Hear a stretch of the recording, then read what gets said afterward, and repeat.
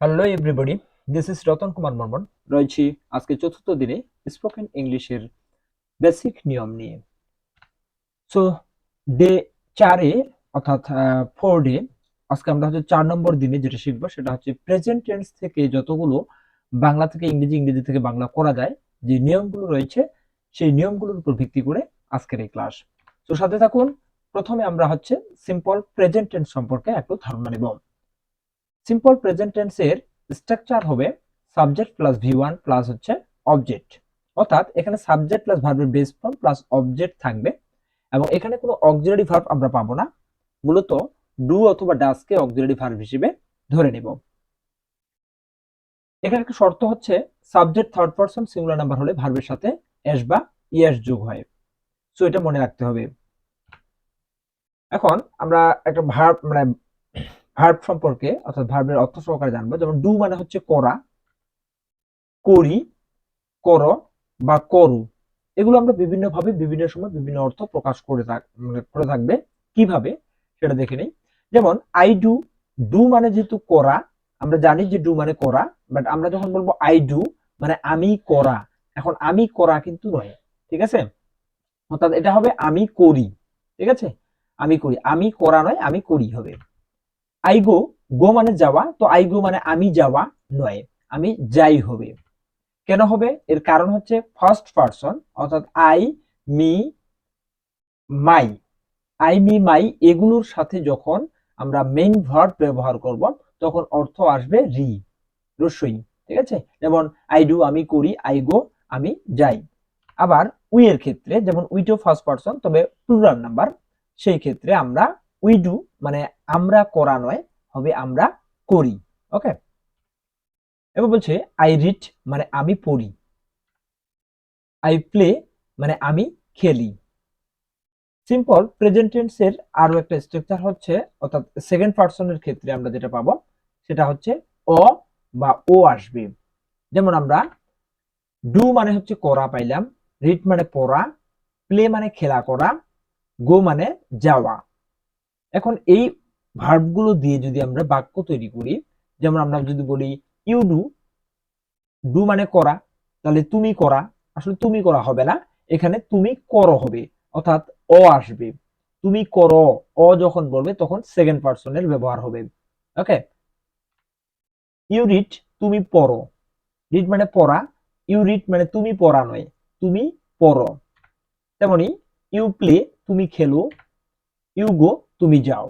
এটা হচ্ছে সেকেন্ড পারসনের বেলায়। আবার ডু মানে করা, রিড মানে পড়া, প্লে মানে খেলা এবং গো মানে যাওয়া। যদি আমরা থার্ড পারসন পাই, অর্থাৎ হি, সি, ইট, কোনো ব্যক্তির নাম বা স্থানের নাম বা কোনো কিছুর নাম যদি বোঝায়, তাহলে এখানে এ অথবা অন্তঃস্থয় অয় আসবে আর কি, এ অথবা অ আসবে। যেমন হি ডাস, সে করে। ডুটা এখানে ডাজ হয়ে গেছে, কারণ হচ্ছে হিটা third person singular number. Simple present টেন্সের স্ট্রাকচার বা শর্তে রয়েছে যে subject third person singular number হলে ভার্বের সাথে আমাদের এস বা ইএস যোগ করতে হবে। তো সেই অনুপাতে আমরা হি এর পরে ডু করব না, ডাস করব। সো ডু মানে করা, ডাস মানেও করা আসবে, তবে হি ডাস মানে সে করা নয়, সে করে হবে, অর্থাৎ এ আসবে, ঠিক আছে? এ আসবে। ঠিক তেমনি শি রিডস, মহিলার ক্ষেত্রে শি ব্যবহৃত হয়, তাহলে শি রিডস সে পড়ে, সে পড়া নয়, সে পরে আসবে, অর্থাৎ এ ও আসবে। ওকে, এরপরে বলছে দে প্লে তারা খেলে। ইট গোস মানে ইহা যায়, গো মানে যাওয়া, ইট গো মানে ইহা যাওয়া নয়, ইহা যায়। ওকে, এখানে আরো একটা ব্যাপার, সিম্পল প্রেজেন্ট টেন্সে মূলত হচ্ছে সিম্পল প্রেজেন্ট টেন্সে সাবজেক্ট প্লাস ভি1 প্লাস অবজেক্ট ব্যতীত যদি কখনো চিরন্তন সত্য অর্থাৎ ইউনিভার্সাল ট্রুথ বা হ্যাবিচুয়াল ফ্যাক্ট বা বৈজ্ঞানিক সত্য সায়েন্টিফিক ট্রুথ যদি বোঝায়, সেক্ষেত্রেও এগুলোকে আমরা প্রেজেন্ট ইনডেফিনিট টেন্স বা সিম্পল প্রেজেন্ট টেন্সে ধরে নিতে পারি। যেমন সূর্য পূর্ব দিকে উদিত হয়, সূর্য পূর্ব দিকে উদিত হয়। তো এখানে আহ সূর্য পূর্ব দিকে কালকে উদিত হয়েছে, আজকেও এবং ভবিষ্যতেও পূর্ব দিকে উদিত হবে। সো এটাকে আমরা বলবো হচ্ছে চিরন্তন সত্য, যার ইংরেজি হচ্ছে the sun rises in the east. সূর্য পশ্চিম দিকে অস্ত যায়, যার ইংরেজি হবে the sun sets in the west. অর্থাৎ এই বাক্যগুলো চিরন্তন সত্য, যেগুলো প্রেজেন্ট ইনডিফিনিট টেন্স অথবা সিম্পল প্রেজেন্ট টেন্স এর মধ্যে পড়ে। যেমন পৃথিবী সূর্যের চারদিকে ঘুরে, the earth moves round sun. পৃথিবী সূর্যের চারদিকে ঘুরে। দুয়ে দুয়ে চার হয়, 2 and 2 makes 4। ওকে, এগুলো হচ্ছে চিরন্তন সত্য এবং যতগুলো ইউনিভার্সাল ট্রুথ আছে মনে রাখতে হবে সবগুলোই সিম্পল প্রেজেন্ট টেন্স এ পড়বে, অর্থাৎ সিম্পল প্রেজেন্ট টেন্সের মধ্যে পড়বে, মানে তার কোম্পানিটার নাম হচ্ছে সিম্পল প্রেজেন্ট টেন্স। ওকে, আমরা প্রেজেন্ট কন্টিনিউয়াস টেন্সের স্ট্রাকচার জানা নেই। প্রেজেন্ট কন্টিনিউয়াস টেন্সে আমরা পাবো সাবজেক্ট প্লাস হচ্ছে এম ইজ আর, হয় এম না হয় ইজ না হয় আর, প্লাস ভার্বের সাথে আইএনজি যোগ প্লাস হচ্ছে অবজেক্ট।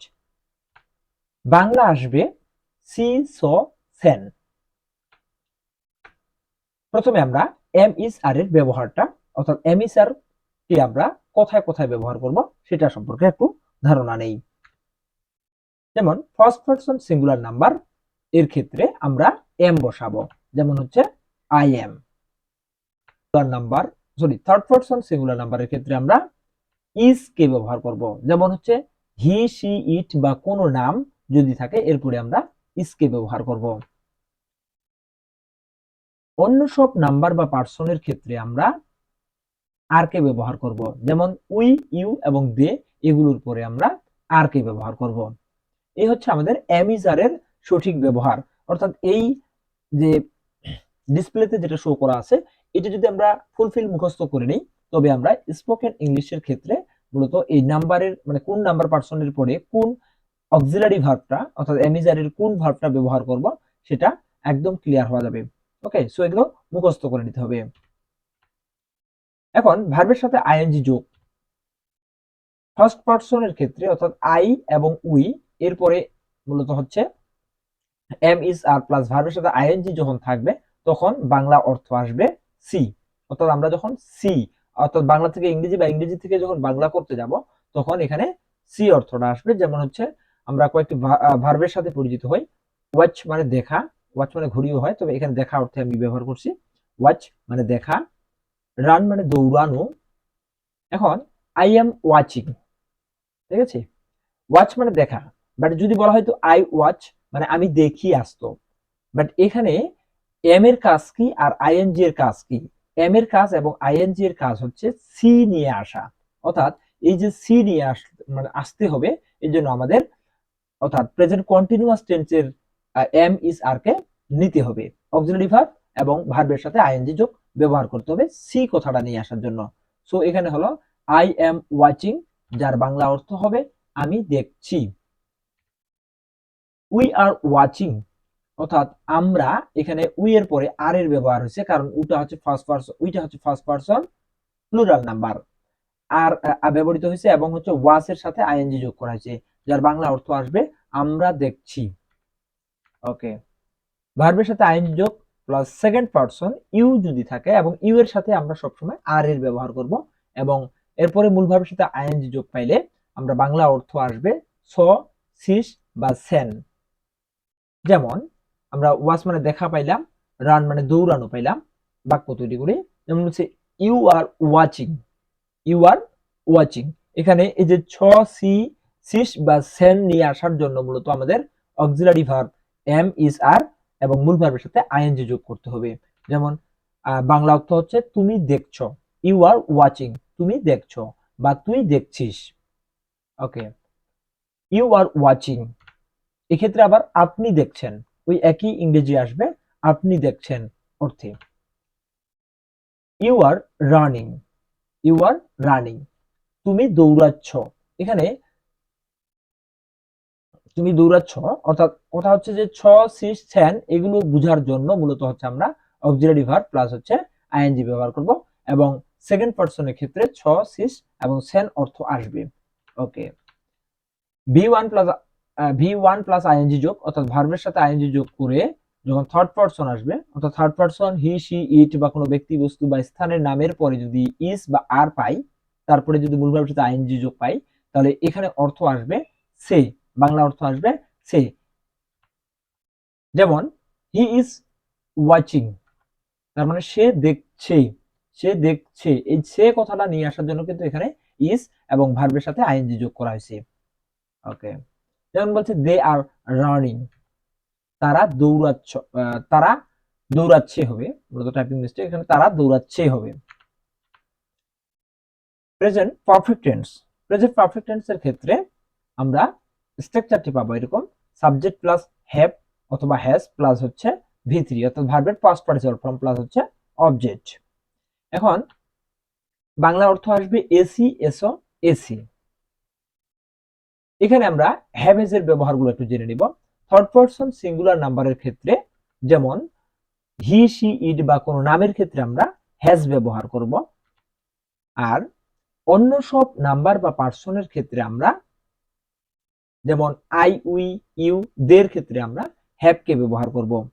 অর্থাৎ স্পোকেন ইংলিশ সম্পর্কে, অর্থাৎ ভালো দক্ষ হইতে গেলে, অর্থাৎ ইংরেজি আমরা বাংলা থেকে ইংরেজি করতে গেলে, ইংরেজিতে কথা বলতে গেলে আমাদের সবচেয়ে বেশি যে দক্ষতা অর্জন করতে হবে সেটা হচ্ছে এই যে হ্যাভ এর ব্যবহার, এর ব্যবহার, অর্থাৎ অক্সিলারি ভার্ব গুলো কোন নাম্বার পার্সনের পরে কিভাবে বসবে এবং কি অর্থ প্রকাশ করবে সেগুলো একদম স্যাটিসফিকেশন করে জেনে নিতে হবে।